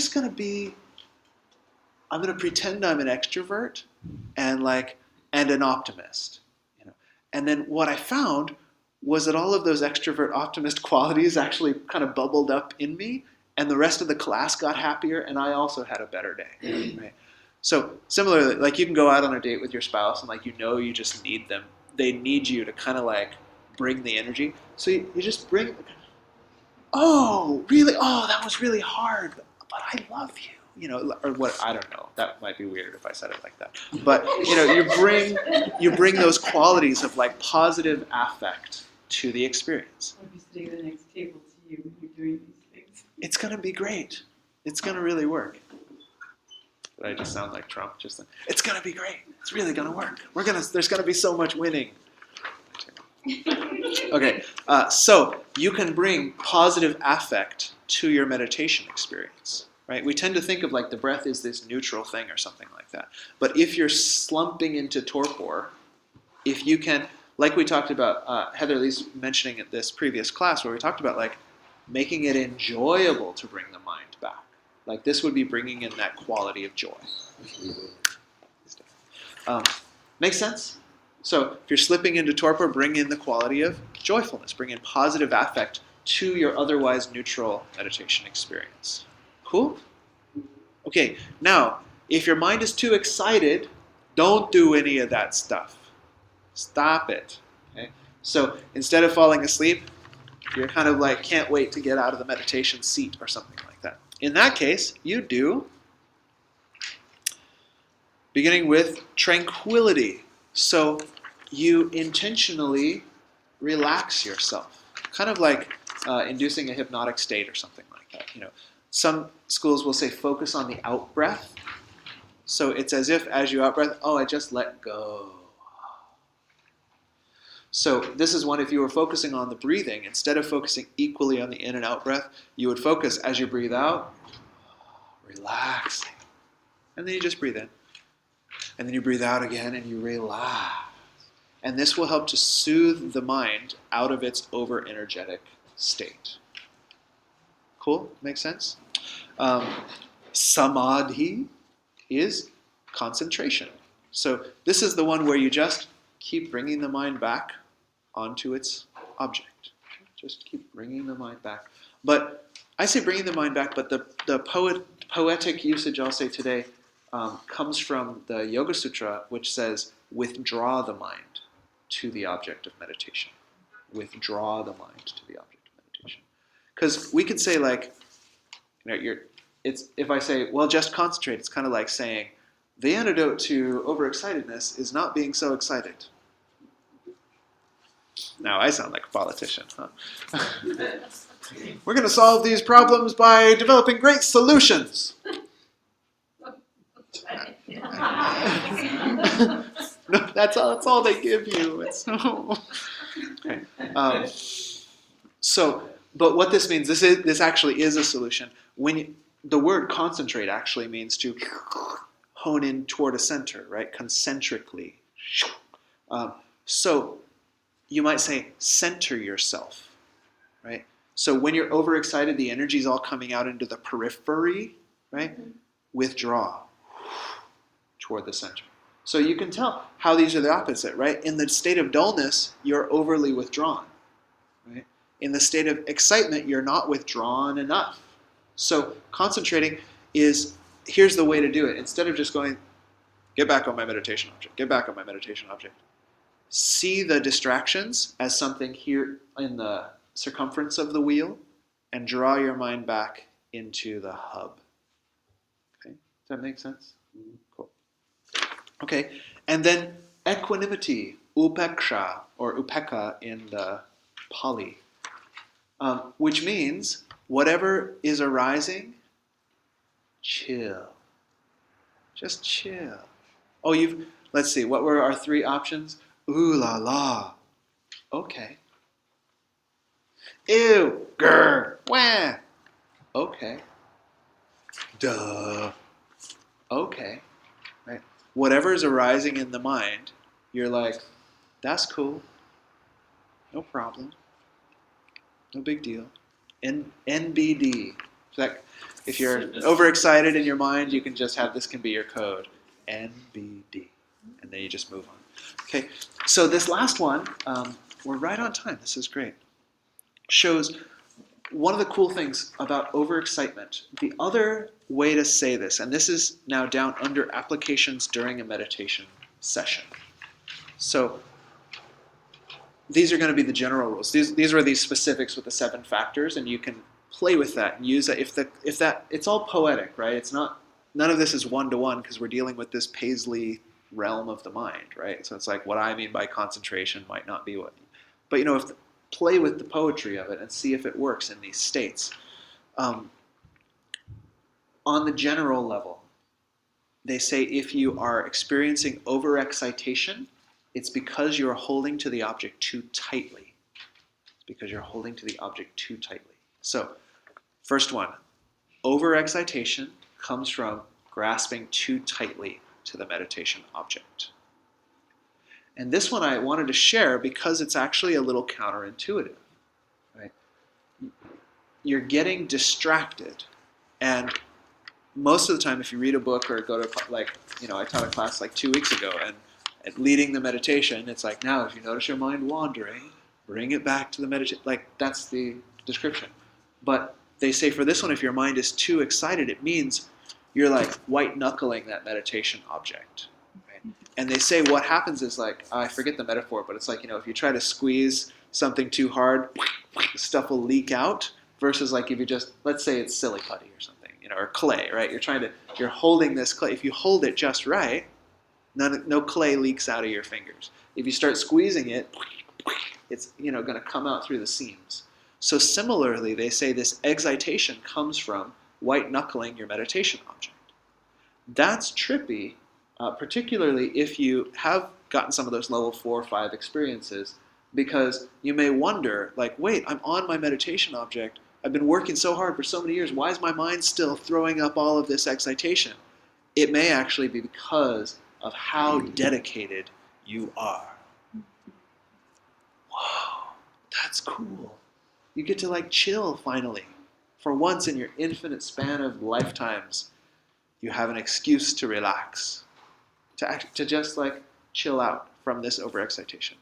Does that make sense to folks? How holding something too tightly could lead to, Okay, cool. So dullness then is holding the object too, what? Loosely. So your ball of clay has fallen on the ground. So these are the general rules. If you're experiencing dullness, find a way to tighten up. If you're experiencing excitation, find a way to loosen up. Okay, questions, comments on that notion? Yes? I meditate 20 minutes a day, and I use a mantra. Uh-huh. You're doing TM? Quite often I have the experience of not wanting to let the state go because it's so wonderful. Yeah. I'm not thinking, it's just a sense, and I resent the 20 minutes is up. I mean, that's reflecting afterwards using the word resent. Yeah. But I know the state between 20 minutes is up, and I just want to stay in that state forever. Yeah. What's going on? Well, there are a couple answers that I know. One might be that there's actually a subtle dullness in your meditation that is sinking you down, and it's actually hard to climb back up to a relating level of consciousness. So that's one to look at. So you might play with, I don't know that that's true, but if you want to experiment, play with some of these antidotes for the dullness, bring more energy, more brightness, more investigation, and see if that changes it.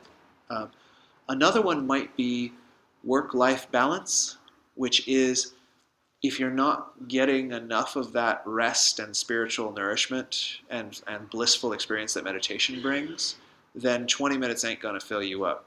Like, it's like you're going to the gas station and you only get paid $3 a week or something like that, which is just enough to like get you to work the next day. Let's say it's $3 a day, right? So you drive your Homer, down, and then the next day you got to go to the gas station again and fill up another $3, and it's like that's never going to be satisfying. Feels like that one. Okay, so then, if you can carve more time for your meditation, I would say probably another session later in the day rather than just elongating the first one. Or if you can do a retreat at some point, like take a weekend and like dip down into that state, then that might change it. It's all experimental. Yeah. That does bring up a good point. The other answer to dullness is get more sleep. Okay? So if you are falling asleep in your meditation, you're fuzzing out, see if you're getting enough sleep. And this is the camping principle. Okay? The Buddha didn't teach this one as far as I know. Why? Because his followers camped their whole life. And if you've ever been camping, you'll know you don't stay up really an hour past sunset. Right? Sun goes down, you're asleep. 4 a.m. comes, like that one weird 4 a.m. bird chirps, you're up. Time to meditate. Sun ain't up, you can't do anything. Right? So you meditate, sun comes up, you go about your business. Sun goes down, you meditate, you go to sleep.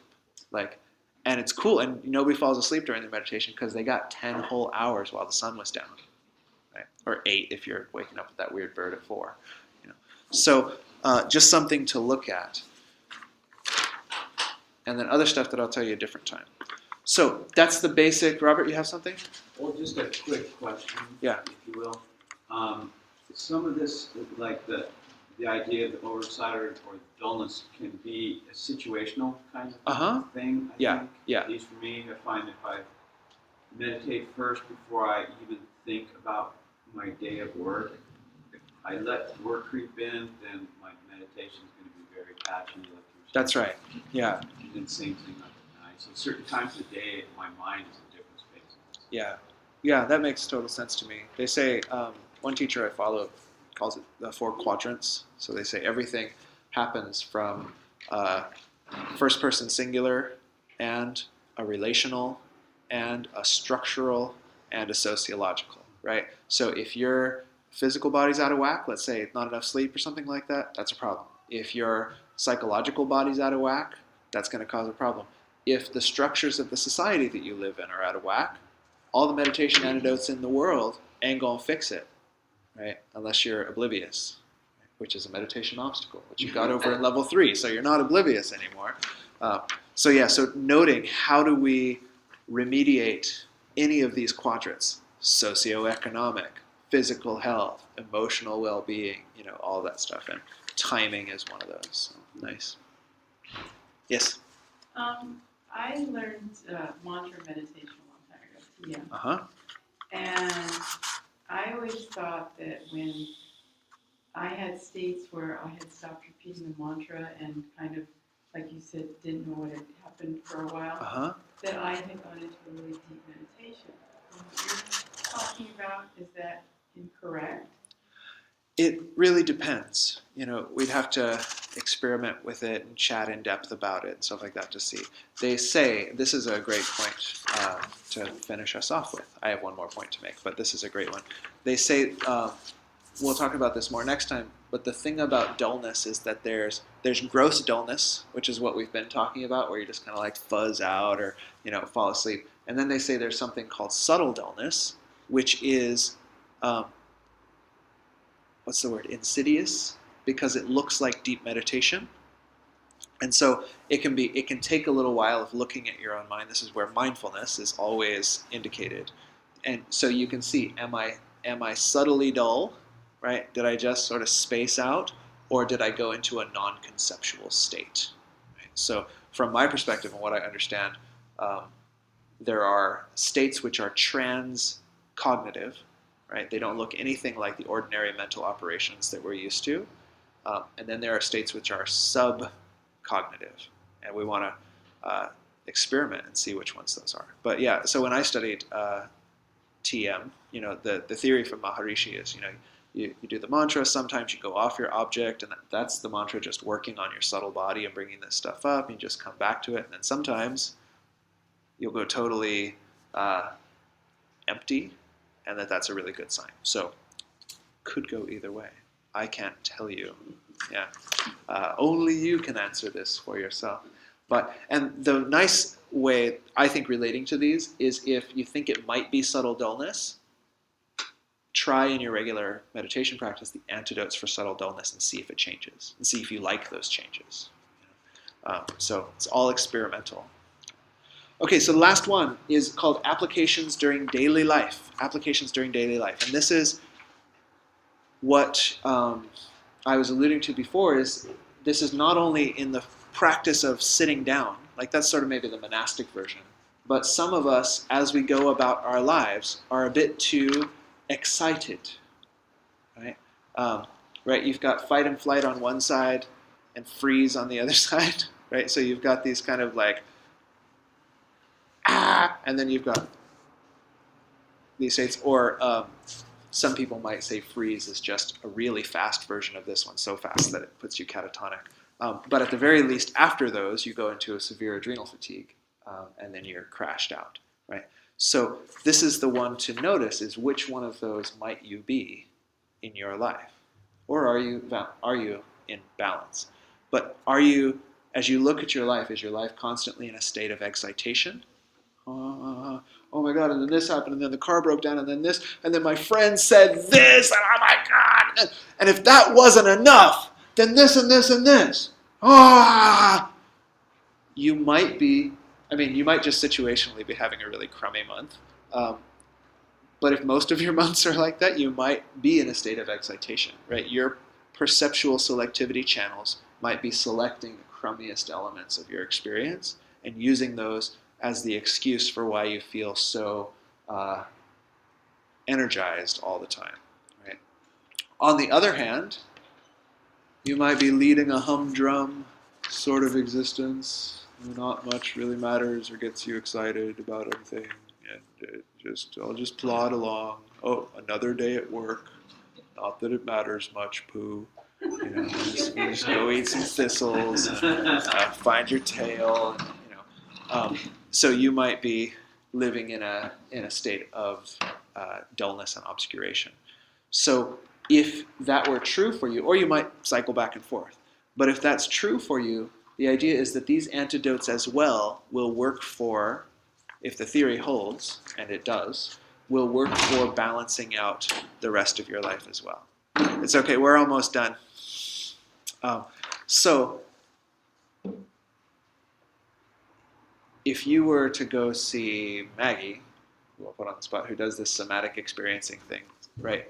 What they call red and blue states, not politically, but psychologically, right? So you can go into this red state of like total nervous system activation, and then you can cool down into this blue state of like balance and sort of chill, right? Is that kind of right? What she might know to tell you is that there are some people who go into red states and then they mentally punish themselves into higher and higher red states, or they mentally react to that excitation with more of a freak out, like what's wrong with me? Why can't I ever? Right? This is telling you, don't put dry grass on that fire. Put moisture and sand on it instead. Right? So we're just learning that our mind is not a fixed thing. It's not coming solidly because that's just the way I am. It's a product of what input you give it. It's kind of a computer, right? So, cool? Makes sense? A little dullness, a little agitation, and just enough clarity to make it fun? Okay, so your homework is to practice whatever meditation you're doing. So like a while ago, I said, try 15 minutes relaxing with your breath 3 times a week or something, but whatever meditation practice you might be doing, and add to that this quality of sheishin, this quality of watching the mind. Watching, am I dull? Am I agitated? Am I whatever, right? And you just add that in so that you can start to apply these little remedies to it. Cool? Makes sense? All right. Well, we're in overtime, so I won't ask you if you have any more questions, but I will stay here for 5 more minutes in case you want to ask me one right here. Otherwise, the only viable date for our next class was on Father's Day, so if that doesn't, people don't usually do a big brunch on Father's Day, so maybe you'll come. If you're not here, I will try to archive it on the internet for you to watch. And this will be an overview of all these 9 stages and then talking about some of these higher reaches of meditative focus, but talking about them in ways that should be applicable to our daily lives and our real practice if you're not a advanced mystic. So I hope you'll come. If you want to donate to our fellowship, you can just put it in the basket back there anonymously. And thank you for being here. Please have a wonderful day. So is this the 3rd Sunday of the month? Generally, I aim for that. Occasionally, it doesn't work that way, but that's what I aim for.